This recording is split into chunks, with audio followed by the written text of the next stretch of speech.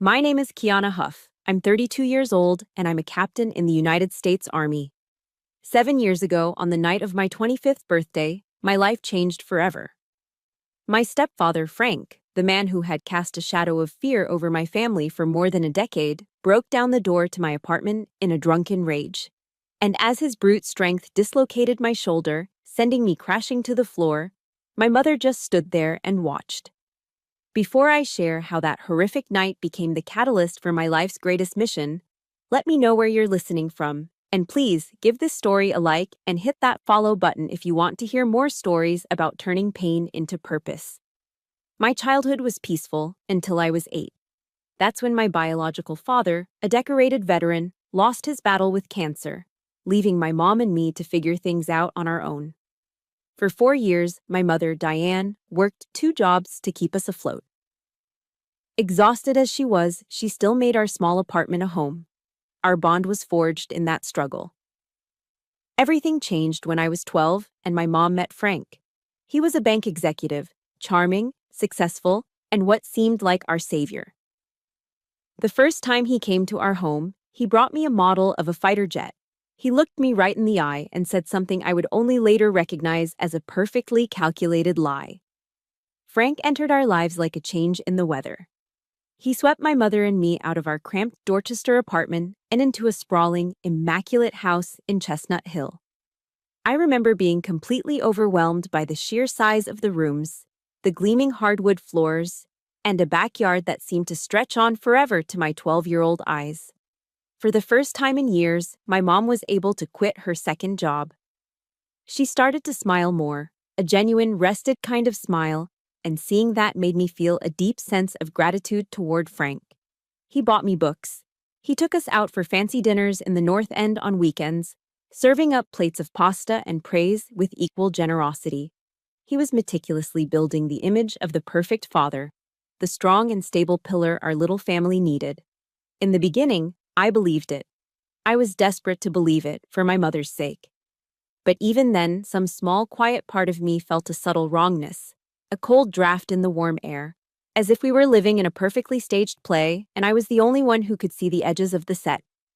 Frank was a master of the conditional gift, the kind of generosity that always came with a price tag you couldn't see. For my 15th birthday, he presented me with my first laptop, a sleek, silver machine. "So you can excel in your studies," he'd said, beaming as I unwrapped it.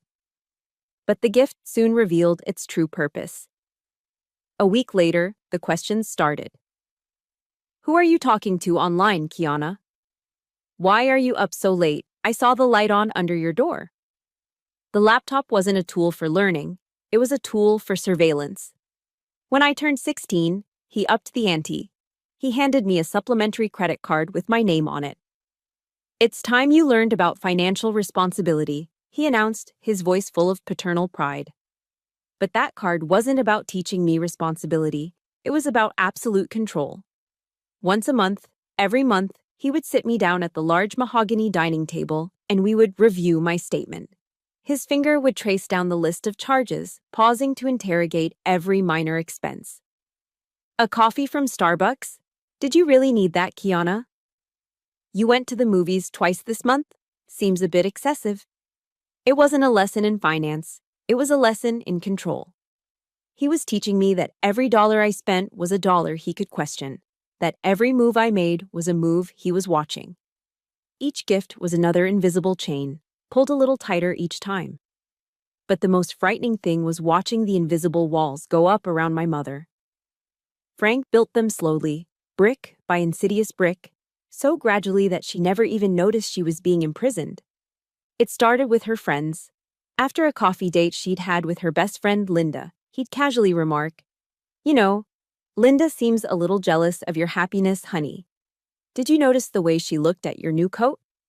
Soon my mother started seeing Linda less. Then it was her family. After a Thanksgiving dinner with her siblings, he'd sigh and say, "Your brother and sister, they just don't seem to really need us, do they? They have their own lives."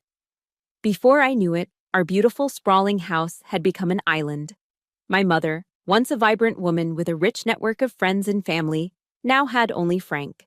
He had successfully become her entire world, a world he could manipulate and control at will. I tried to talk to her about it once, gently pointing out how isolated she'd become, but she just waved it away. "Oh, honey," she'd said with a strained smile. "Frank only wants what's best for us." The first time the monster truly showed his face was on a Tuesday evening when I was 17. I received my acceptance letter from the United States Military Academy at West Point. I flew down the stairs, the thick envelope clutched in my hand, my heart exploding with a joy so pure it felt like it could lift me off the ground. My mom saw the look on my face and immediately understood. She wrapped me in a fierce hug, tears of pride streaming down her cheeks. Frank was sitting in his leather armchair, reading the Wall Street Journal. He looked up, first at the letter, then at me. His smile never reached his eyes. "It's fine," he said, his voice a flat, cold tone that cut through all the warmth in the room. "But don't get your hopes up. They only accept kids like you to meet a quota." It was a slap in the face, a single sentence designed to gut me. He hadn't just dismissed my achievement, he had attacked my dream, my worth, my very identity.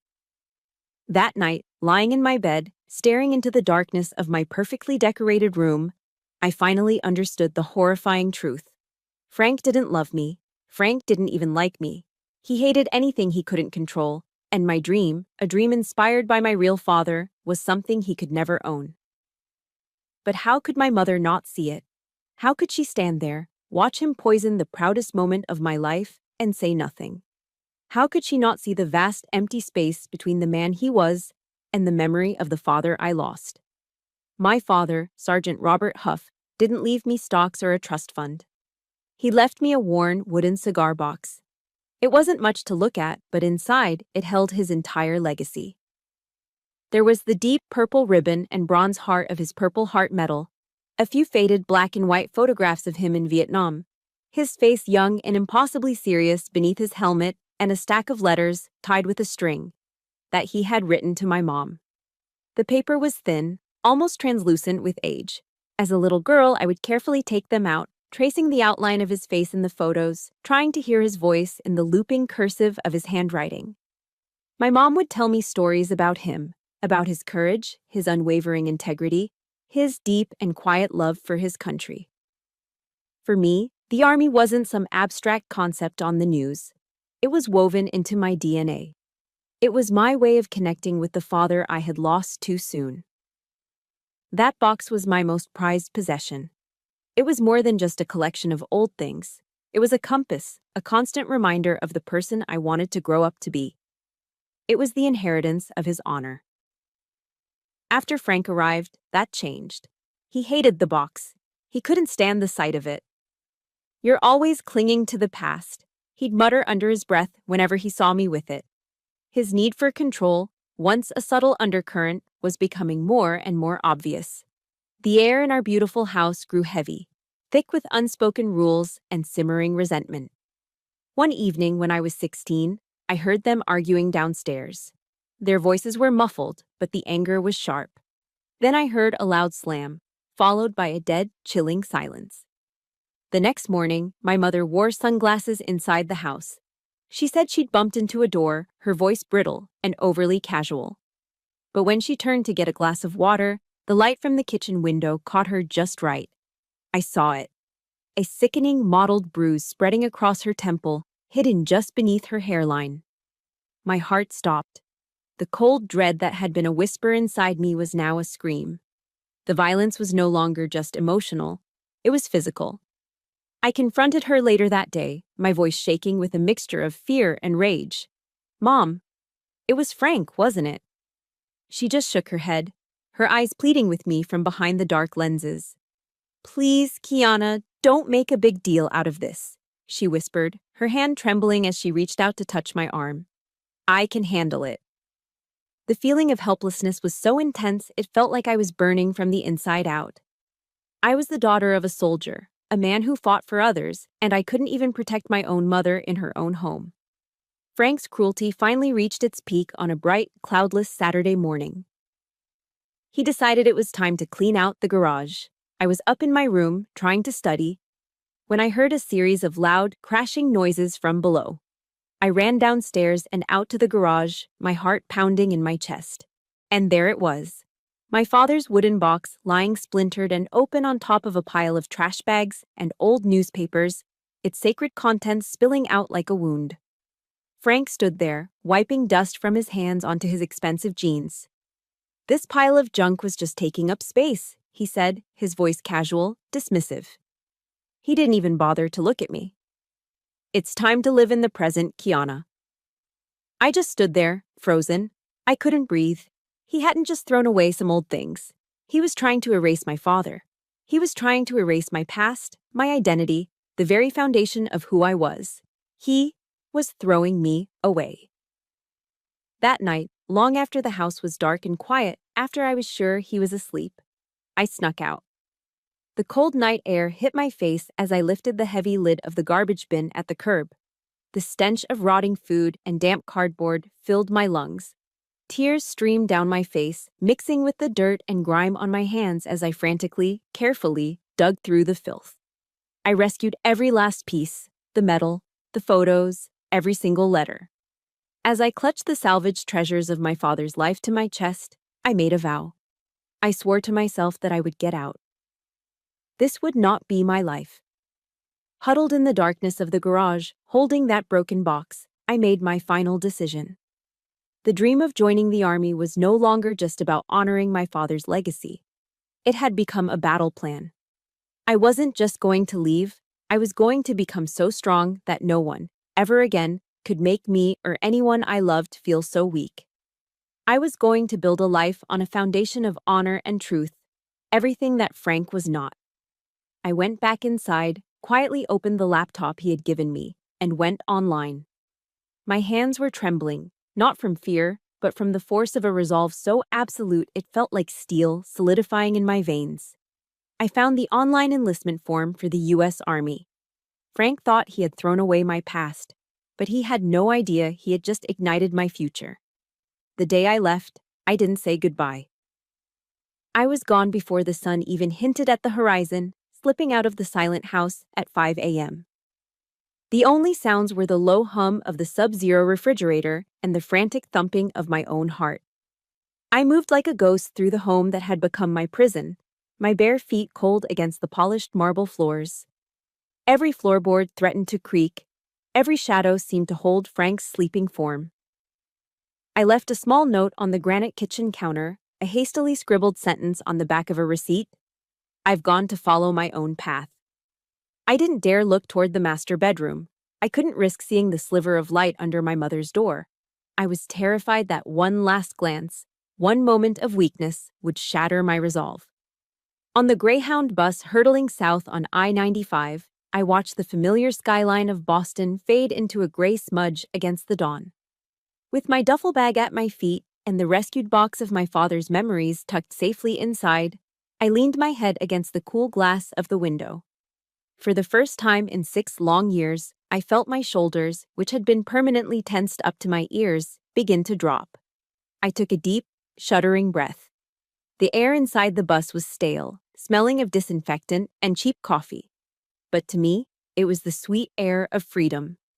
Every mile the bus traveled, every monotonous rumble of the tires was the sound of a chain snapping. I had no illusions about what was waiting for me at Fort Jackson, South Carolina. I knew it would be hard. But as I watched the sun rise over the highway, I knew with absolute certainty that it couldn't be worse than the perfectly decorated, soul-crushing hell I was leaving behind. Basic combat training is engineered to be a crucible. It's a 10-week, scientifically designed inferno meant to burn away your civilian self, to strip you down to the studs and see what's left. And I welcomed the fire. While others flinched, I leaned into it. The drill sergeants were relentless, their faces inches from mine, their voices raw from screaming that we were pathetic, a waste of taxpayer dollars, a disgrace to the uniform. They made us do push-ups in thick, sucking mud that seeped into every fiber of our clothes, the cold grit scraping our skin. We would run for miles under the blistering South Carolina sun, my lungs burning, the sting of sweat in my eyes, every muscle screaming in a unified chorus of agony. I saw plenty of recruits break down in tears of exhaustion and despair. I heard even more whispering about quitting, about going home. But for me, this place was a sanctuary. Every drop of sweat that poured down my face felt like it was washing away years of filth. Every searing ache in my muscles was a purification. This pain was clean. It was honest. It didn't sneak up on you with a backhanded compliment or a gift with strings attached. It wasn't the slow, toxic, manipulative pain that Frank specialized in. Here, the rules were brutally simple and beautifully clear. If you met the standard, you passed. If you fell behind, your squad was there, cursing and shouting to haul you back to your feet. On a forced march, when my legs felt like lead and my vision started to tunnel, a girl from Ohio, gasping for breath herself, nudged my arm and growled, "Come on, Huff, stay with me." And I did. For the first time, I was part of something where my worth was measured by my will, my effort, my refusal to quit, not by how silently I could endure being made to feel small. But the silence from home was a constant, heavy weight. In 10 weeks, we were granted one 10-minute phone call. I stood in a long, anxious line, listening to the joyful, tearful conversations around me. When it was my turn, my hands were slick with sweat. My mom answered on the second ring. Her hello was thin, tight, and I could immediately hear the tension. I heard the muffled sound of the TV in the background, and then Frank's voice, a low, irritated grumble. "Who is that? Who's on the phone, Diane?" My mother's voice dropped to a frantic whisper. "Kiana, I can't talk long." I tried to tell her I was okay, that it was hard, but I was making it. The seconds ticked by, each one an eternity. "I'm proud of you, honey." She finally managed to rush out, her voice cracking. Then, a click. She was gone. The call lasted less than 3 minutes. Mail call became a daily ritual of hope and disappointment. The drill sergeant would stand before the platoon, a stack of letters and packages in his hand. Names would be called out, followed by whoops of joy. I'd watch as others greedily tore open news from home, their faces softening as they read letters or looked at photos. My name was never called, not once. That profound loneliness was a constant ache, but it was also a clarifying force. It was proof that I had made the right choice. There was no safety net, no welcoming home waiting for me. This path was a one-way street. I had to build my own future, right here, with nothing but my own 2 hands. I had to succeed because I had absolutely no other option. Then, in the final week, with graduation just days away, the unthinkable happened. "Huff!" the drill sergeant barked during mail call. I was so stunned I didn't move. "Huff, you deaf?" he yelled. "Get up here!" It was a small, lumpy package wrapped in brown grocery bag paper, secured with masking tape. There was no return address. I took it back to my bunk, my heart hammering against my ribs. My hands fumbled as I tore it open. Inside, nestled in crumpled newspaper, was a single Hershey's milk chocolate bar. And beneath it, a small folded cocktail napkin. I unfolded it carefully, scrawled in my mother's familiar, elegant handwriting, though a little shakier than I remembered, were 3 simple words. "Be strong, sweetie." That was it. Just 3 words. But they were everything. It was her small, silent act of defiance. A message smuggled out from behind enemy lines. It was a flare sent up in the darkness, telling me that despite the silence, she was still in there. She was thinking of me. She still loved me. Standing there, under the dim, institutional yellow light of the barracks, the floodgates broke. I cried for the first time since I'd left. Deep, gut-wrenching sobs that shook my whole body, releasing 10 weeks of loneliness and fear and pain. That piece of chocolate, in that moment, was the sweetest thing I'd ever tasted. It was more than a candy bar. It was proof. It was love. It was the fuel I desperately needed to take those final steps toward graduation and into the rest of my life. After basic training, I was stationed at Fort Bragg, North Carolina. And it was there, in the sprawling heart of the airborne, that I finally found a family. It wasn't the picture-perfect family you see on TV, gathered around a flawless Thanksgiving dinner. My family was forged in the late-night scent of gun oil, the shared complaints about the rubbery eggs in the chow hall, and the quiet moments after a long field exercise, cleaning our weapons in silence until one of us would finally crack a joke. It was a motley crew of soldiers from every corner of the country. A farm boy from Iowa, a wisecracking kid from the Bronx, a quiet girl from California. All of us running from something and toward something else. We argued like siblings over the last clean Humvee or who pulled the worst guard shifts. But if one of us was struggling, the entire platoon closed ranks. When I got my first promotion to specialist, there was no fancy dinner, no expensive gift in a velvet box. Instead, my squad chipped in a few dollars each and surprised me in the barracks with 2 large pepperoni pizzas and a case of cheap soda. We sat on our bunks, eating greasy pizza off paper towels and talking trash. It was a simple, small gesture. But sitting there, in that circle of genuine warmth, I felt a sense of belonging so profound it brought a lump to my throat. It meant more to me than every single calculated conditional gift Frank had ever given. This was real. My company commander was Captain Eva Rostova. She was a formidable woman of Russian descent, with icy blue eyes and a reputation for not wasting a single word. In the beginning, I was terrified of her. She had a way of looking at you that felt like she was conducting a full diagnostic of your character flaws. But she also had this uncanny ability to see straight through the armor people wore. One afternoon, after a particularly grueling field exercise that had left everyone exhausted and irritable, she called me into her office. I walked in expecting a reprimand, my mind racing through everything I might have done wrong. She didn't tell me to sit.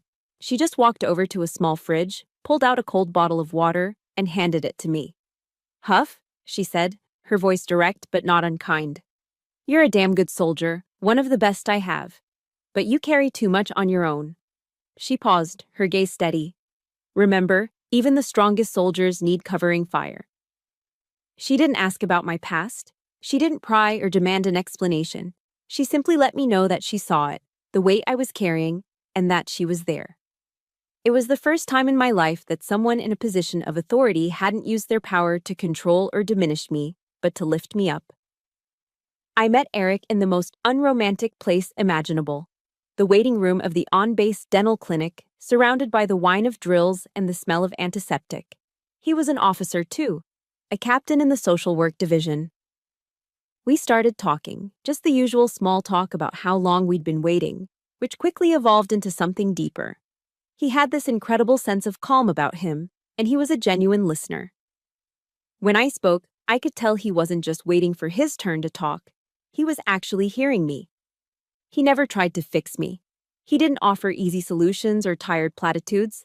He just created a safe space where, for the first time, I felt I could just be myself, scars and all. He told me about the soldiers he worked with, men and women battling invisible wounds, the kind you couldn't see, but that were every bit as devastating as a physical injury. Through him, through his quiet and steady empathy, I began to understand a crucial truth. Admitting you're hurt isn't a sign of weakness. It's the first, most courageous step toward healing. It was Eric who gently pushed me to do more than just survive. "Silence is a form of consent, Kiana," he told me one day as we walked around the base.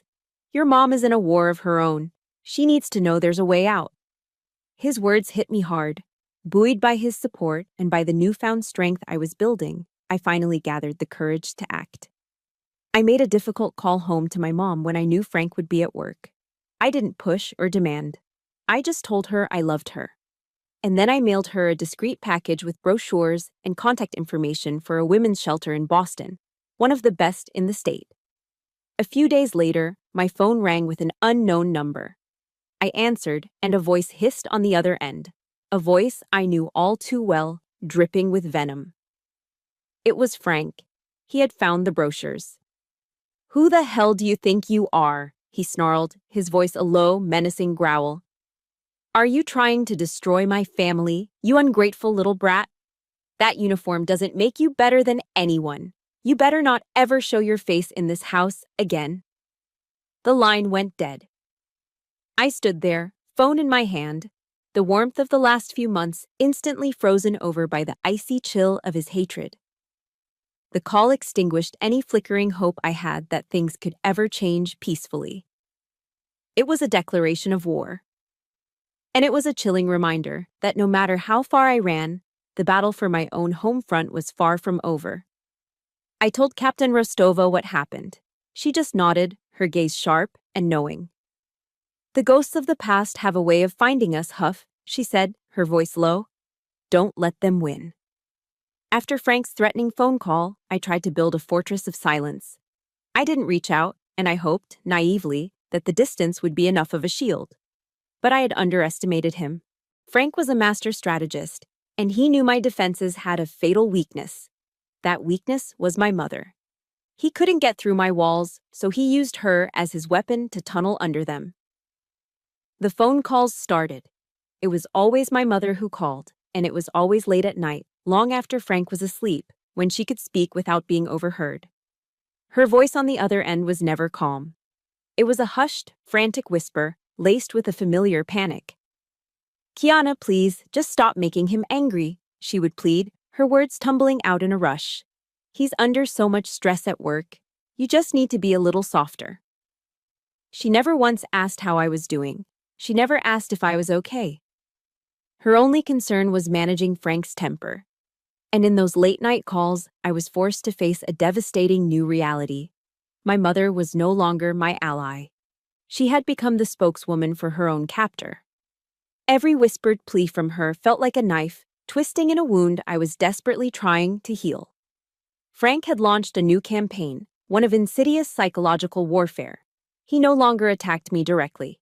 Instead, he repositioned himself as the victim. The narrative, as told by my mother, was that he was the one who was suffering. She'd call and tell me how Frank had been having sleepless nights, worrying about me, how I had broken his heart with my ingratitude. He was painting a masterpiece of manipulation, and my mother was delivering it to me, frame and all. The campaign reached its peak a week before Frank's birthday. My phone rang, and I could hear the manufactured sobs on the other end before she even said my name. "Please, Kiana, I'm begging you," she cried, her voice thick with tears. "Just call him. Just call and wish him a happy birthday. That's all I'm asking. One phone call so we can have some peace in this family." There was a pause, and then came the final crushing blow. "You owe him that much, honey. He's given us everything." A suffocating wave of guilt washed over me. It was thick and heavy, making it hard to breathe. I had faced down drill sergeants, pushed my body to its absolute limit, and committed myself to a life of service and discipline. I knew how to fight an enemy I could see. But I had no idea how to fight against my own mother's tears. I finally broke down and told Eric everything. I laid out the whole twisted saga, the late-night calls, the guilt trips, the demand for a birthday phone call. He listened patiently in his quiet, unassuming way, letting the whole story spill out without interruption. When I was finished, he looked at me and said the words that would change everything. "Kiana," he said gently, "what Frank is doing to you, it has a name. It's called gaslighting. He's deliberately manipulating you to the point where you question your own reality, your own sanity." He continued, "And he's using your mother as a flying monkey. It's a term for when a narcissist uses a third person to carry out their psychological attacks for them." He explained it was a classic textbook tactic of narcissistic abusers. For the first time, I could put a name to the demon I was fighting. This wasn't just random cruelty or a bad temper. It was a calculated, vicious strategy.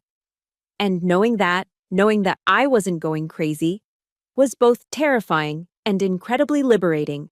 I wasn't losing my mind. I was being attacked. A few weeks before my 25th birthday, the final call came. My mother's voice was different this time. The pleading was gone, replaced by a strange, almost rehearsed firmness. "Kiana," she said, her tone leaving no room for argument. "Frank and I are driving down to your apartment this weekend. We need to talk, as a family." A chill went down my spine. This wasn't an invitation. It was a summons. Frank was done sending his messenger to beg. Now, he was sending her to deliver an ultimatum. I knew, with every fiber of my being, that it was a trap. "Mom, I don't think that's a good idea," I managed to say, my own voice barely a whisper. The line was silent for a moment, and then she delivered the final, fatal blow. The one sentence she knew I couldn't defend against. "If you truly love me, Kiana," she said, her voice suddenly cold and clear, "you won't say no." If you've ever been put in a position like that, where your love for someone was used as leverage against you, I'm asking you to please give this story a like. It would mean the world to know I'm not alone. And in the comments, just type the words, "I understand." Because sometimes that's all we need to hear. There was nothing left to say. He had won. He had taken the purest thing I had, my love for my mother, and twisted it into a weapon to be used against me. I didn't hang up. I just ended the call, the silence on the line feeling heavier than any of her words. I tossed the phone onto my bed, the small thud echoing the final collapse of my defenses. The ghosts of the past weren't just finding me, they were coming to break down my door. That night, the night of my 25th birthday, I prepared for a psychological battle, not a physical assault. My apartment was spotless, my military awards hung perfectly straight on the wall, everything in its place as if I were preparing for a barracks inspection. I rehearsed my lines in my head, reminding myself to remain calm, professional, detached. "Stay in control, Huff. Don't let him get to you." I was ready for a war of words, but the moment I opened the door, I knew my preparations were useless. The man standing in my hallway was not the calculating manipulator I had prepared for. This was a different beast. Frank was drunk, his face flushed, his expensive suit rumpled. His eyes were bloodshot, swimming in a directionless rage. Behind him, my mother stood like a ghost, her face pale and drawn with terror. "We need to talk," Frank growled, the words slurring together as he shoved past me, shouldering me aside to barge into my home. The acrid smell of expensive whiskey filled my small living room, thick and suffocating. This wasn't a conversation. This was an invasion. He started pacing my apartment like a caged animal, his heavy footsteps thudding on the floor. He began with a litany of insults, his voice getting louder with every word. He sneered at my furniture, my books, my life. His eyes landed on the wall where my awards were displayed, my commendation medals, my marksmanship badges. He jabbed a finger toward them. "This is all just a joke," he spat. "A pathetic little fantasy." My training kicked in. De-escalate, maintain a non-threatening posture, use a calm tone. "Frank, you're drunk," I said, my voice steady, betraying none of the adrenaline coursing through my veins. "Maybe we should do this in the morning." It was like throwing gasoline on a fire. His head snapped toward me. "You dare lecture me," he roared, and then he lunged. In that split second, the soldier took over. My body reacted before my mind could process it. I dropped into a defensive stance, raising my arms to protect myself. But this wasn't a training mat at Bragg. This was the cramped space between my couch and my coffee table. And my opponent wasn't a fellow soldier. He was a man 50 pounds heavier, fueled by alcohol and years of suppressed rage, a man who had completely lost control. The struggle was brutal and blessedly short. He was a storm of raw, clumsy force.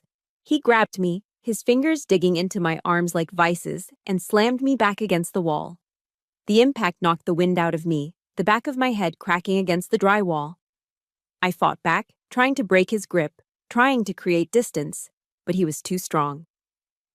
He got a hold of my left arm, and then he twisted it.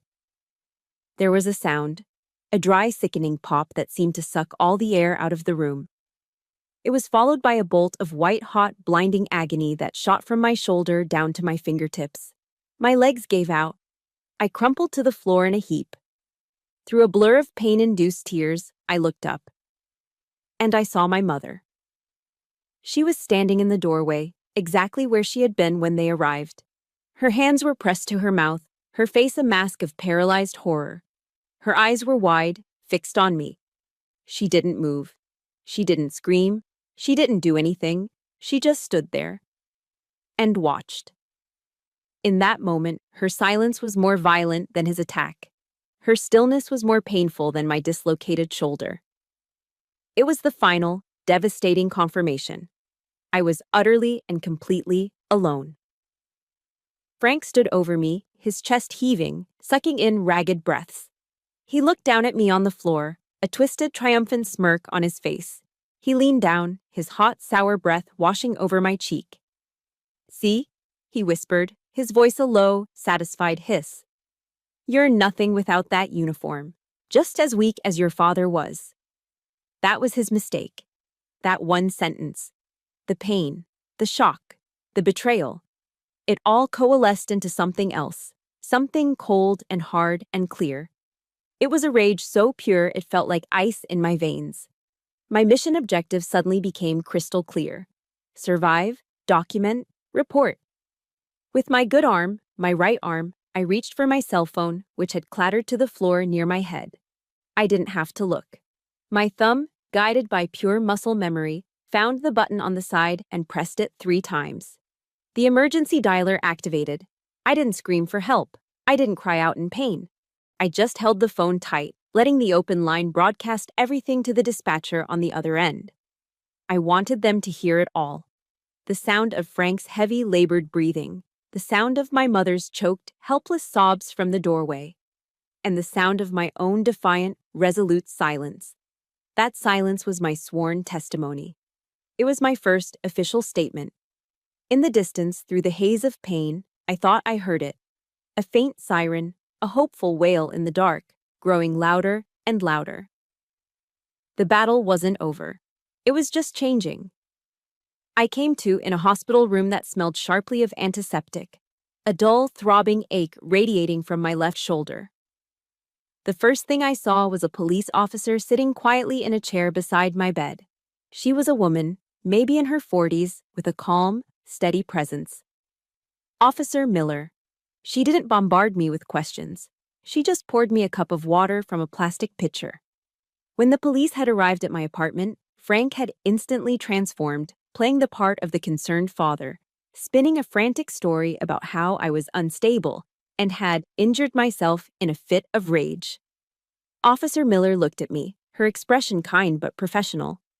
"Your 911 call recorded everything, Captain," she said, her voice soft. "We heard his threats. We heard your mother crying, and we heard his final words to you." For the first time, someone believed me without me having to say a word. She looked at me for a moment longer. "This wasn't your fault," she added. "You were incredibly brave." Her words were a balm on a raw, open wound. When they brought my mother into the room, she completely fell apart. The sight of me, small and broken in the hospital bed, with my arm in a sling, shattered the terrified paralysis that had held her captive for 12 years. The dam broke. In a flood of tears and ragged breaths, she told Officer Miller everything.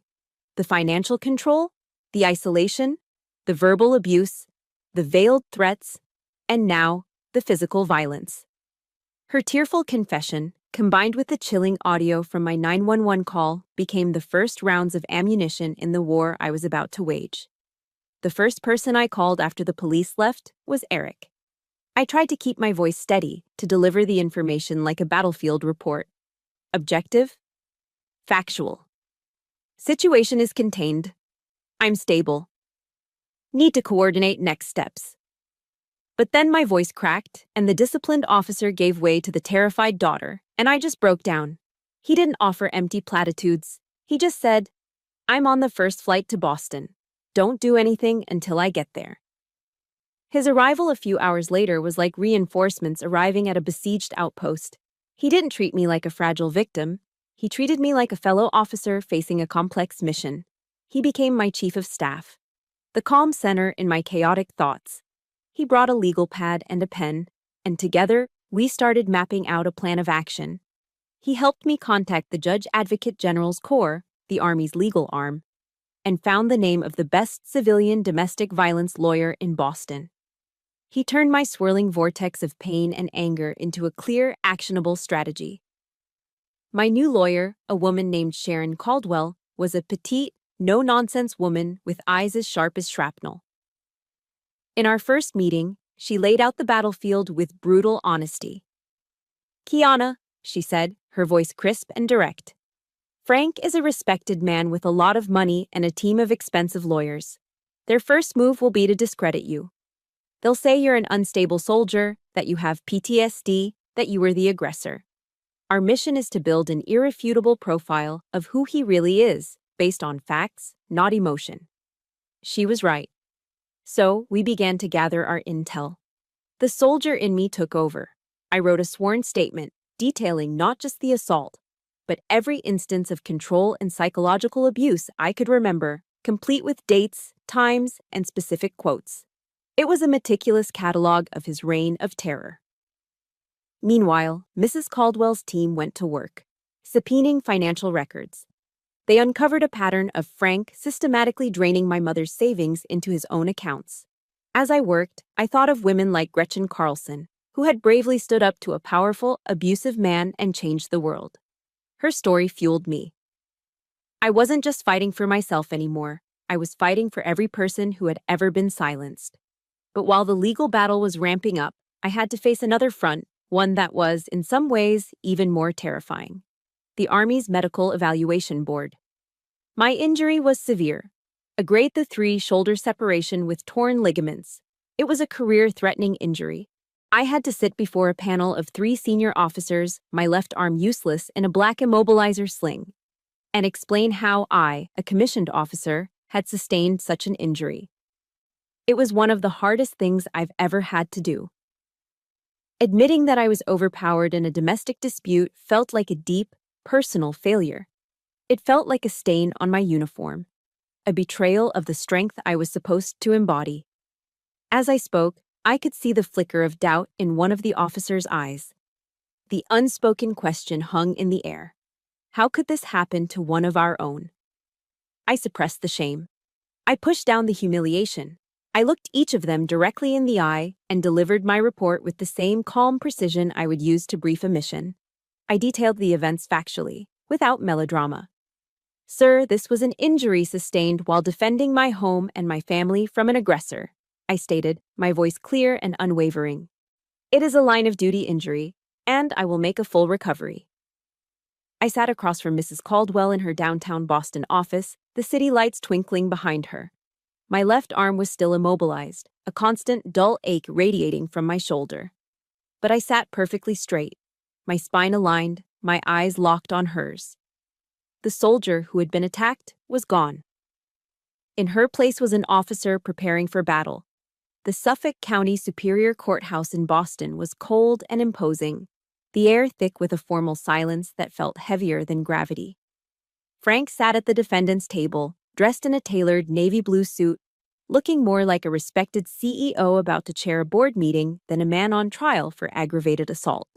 He was confident, even arrogant, flashing a reassuring smile at his high-priced lawyer. He was playing the part he'd perfected over a decade, the calm, rational man in control. When I was called to the witness stand, my left arm still in a sling, I could feel his stare like a physical weight, trying to intimidate me, trying to burn a hole right through me. His lawyer began his cross-examination exactly as Mrs. Caldwell had predicted. He painted a picture of me as an unstable, aggressive soldier, weaving a narrative where my military training and potential PTSD made me the true threat. He was attempting to turn my uniform, the very symbol of my honor and my escape, into a weapon against me. I took a deep, steadying breath, the words my father used to quote to me from the Bible echoing in my mind. The truth will set you free. And then, I began my testimony. I didn't tell my story as a victim. I delivered it like an after-action report. I stated the date, the time, the location. I gave a sequential account of the events. I described the de-escalation techniques I attempted to use, citing the specific training modules I had learned them from. I gave a clinical, precise description of the angle of the attack, the rotational force he used to dislocate my shoulder, the mechanics of the assault. My voice was calm, measured, and devoid of emotion.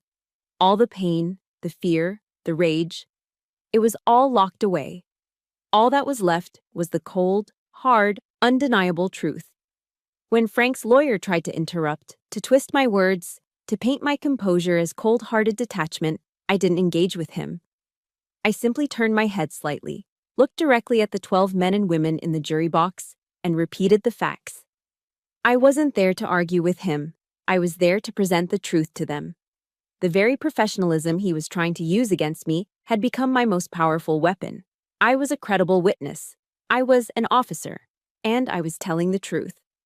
But the turning point of the trial didn't belong to me. It belonged to my mother.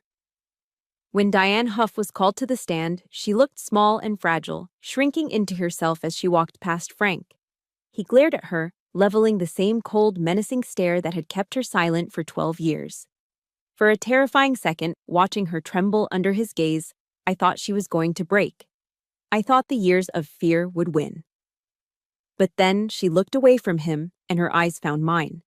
She looked at me, and then her gaze dropped to my arm, still bound in its sling. And in that instant, something inside her shifted. A flicker of something new appeared in her eyes. The fear was still there, but it was being eclipsed by a quiet, simmering rage. She began to speak. Her voice was barely a whisper at first, but it grew stronger with every sentence, gathering a force that seemed to fill the entire courtroom. She told them everything. 12 years of fear, of being belittled, of being controlled, of hiding bruises with scarves and sunglasses. She dismantled the image of the perfect husband, the charming provider, brick by brick. She wasn't speaking as a victim anymore. She was speaking as a survivor. "My daughter is a hero," she said, her voice ringing with a conviction I had never heard from her before. "She has served this country in places most of us would be too afraid to even imagine. And she came home, to her own home, and was assaulted by the very man who should have been there to protect her." Frank's lawyer shot to his feet. "Objection! This is hearsay, pure emotional appeal."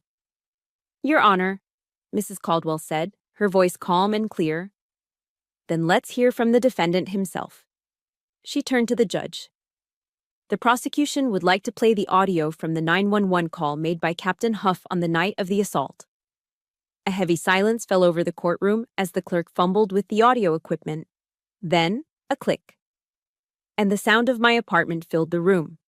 First, Frank's ragged, heavy breathing, amplified by the speakers. Then, the sound of my mother's choked, terrified sobs from the doorway. The jury leaned forward, straining to listen. And then, clear as a bell, cold as the grave, came Frank's whispered, triumphant hiss. "See? You're nothing without that uniform. Just as weak as your father was." A collective gasp went through the gallery. It was a stunning, self-inflicted blow. The game was over. The jury didn't need to hear another word. They filed out, and less than 2 hours later, they filed back in. I held my breath as the foreman handed the verdict to the clerk. The clerk cleared his throat and read the single, powerful word that changed everything. Guilty.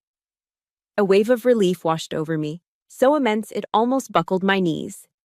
The judge's voice was a distant drone as he handed down the sentence. 15 years. But the word guilty echoed in the courtroom. In my head, over and over. I didn't feel the rush of victory I'd expected. I didn't feel elation or joy. I just felt empty. The war was over. The enemy was defeated.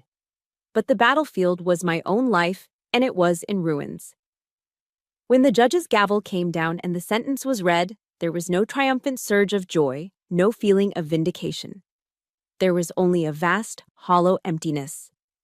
The war that had consumed every ounce of my energy and focus for months was finally over. The enemy had been vanquished. But the battlefield was littered with the wreckage of my life. My mother was sobbing beside me, a mixture of relief and a profound 12-year grief. Eric squeezed my hand, a solid, grounding presence in the swirling chaos. But inside me, there was only silence. The adrenaline that had fueled me for so long had vanished, leaving behind a bone-deep exhaustion that was both physical and spiritual. That night, back in my quiet apartment, I couldn't sleep. I just lay in bed, staring at the ceiling, the shadows in the corners of the room feeling deeper than usual. The question echoed in the stillness. Now what? The battle was won. But peace? Peace felt a million miles away. A few months later, a letter arrived with a return address from a state penitentiary. It was from Frank. I let it sit on my kitchen counter for 3 days, a white paper ghost, before I finally found the courage to open it. The letter was exactly what I should have expected. There was no remorse, no apology, just pages of venomous, self-pitying blame. He wrote that I had ruined his life, that my mother was a traitor, that I was an ungrateful child who had thrown away everything he had ever given me. Even from behind bars, he was still the victim in his own story. Reading his words, I waited for the familiar surge of anger, the hot rush of indignation, but it never came. Instead, for the first time, I felt a strange, detached pity for him. He was a man so trapped in the prison of his own narcissism and hatred that he couldn't see the truth even when it was staring him in the face. He would serve his 15 years, but in his mind, he would be imprisoned for life. I took out a piece of plain white paper and a pen. I wrote a single sentence in reply. I forgive you, not because you deserve it, but because I deserve peace. I folded the note, slid it into a drawer in my desk, and closed it. I never sent it. The forgiveness wasn't for him. It was for me. It was me taking my power back. Healing, I learned, isn't just an internal process. It's also about building fortifications. It's about securing your own perimeter. My mom and I started making the hard decisions together. We sold the big, beautiful house in Chestnut Hill, a place that held too many ghosts, too many painful memories in its silent, elegant rooms. My mom found a smaller, brighter apartment in a community with a book club and a walking group. And for the first time in over a decade, she started making friends again. Then came the fallout with the rest of the family. The phone calls from aunts and uncles who thought we had been too harsh, who told us we should have handled things privately. It was during this time that I started reading the works of Brené Brown, and her words became a lifeline. I learned that clear is kind, that setting boundaries isn't an act of aggression, it's an act of self-respect. So, I learned to say a simple but powerful phrase. I understand that's how you see it, but this is my boundary. I need you to respect it. Some of them did. Some of them didn't, and quietly faded out of our lives. And for the first time, my world and my mother's world began to be populated only by people who offered genuine love and support.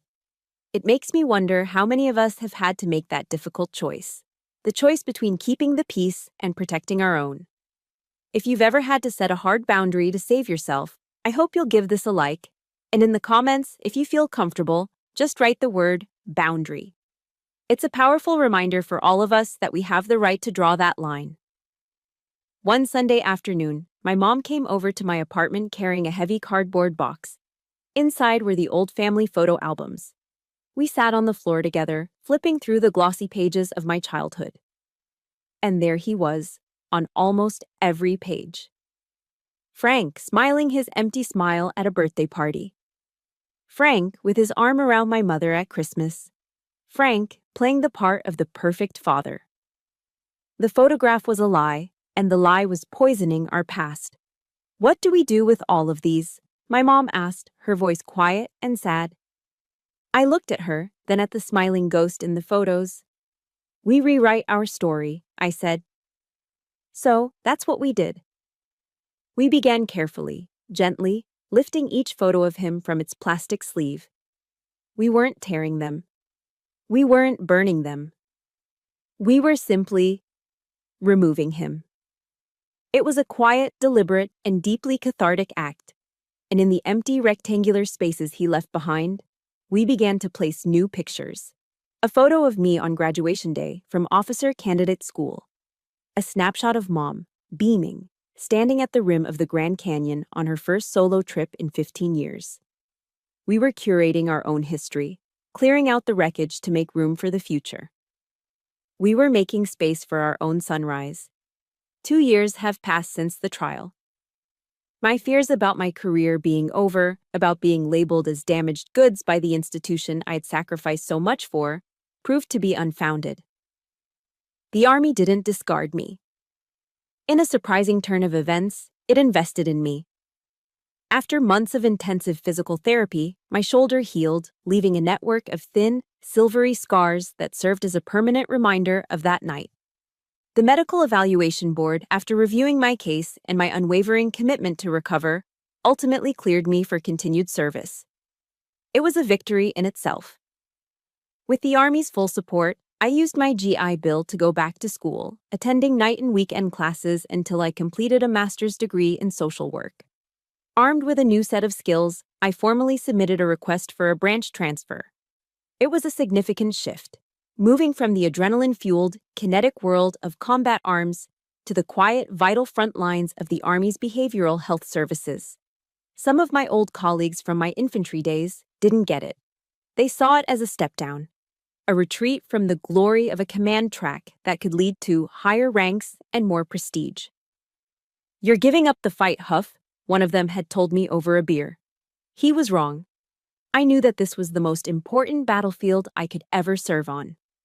My mission was no longer about fighting a visible enemy thousands of miles away. It was about learning to fight the invisible enemies that my fellow soldiers were battling right here at home. The crippling weight of depression, the silent chokehold of anxiety, and the deep, often hidden wounds inflicted not by enemy fire, but on the home front. I had found my true calling. I chose to become the leader, the resource, the listening ear I'd so desperately wished I'd had all those years ago. Which brings me to today.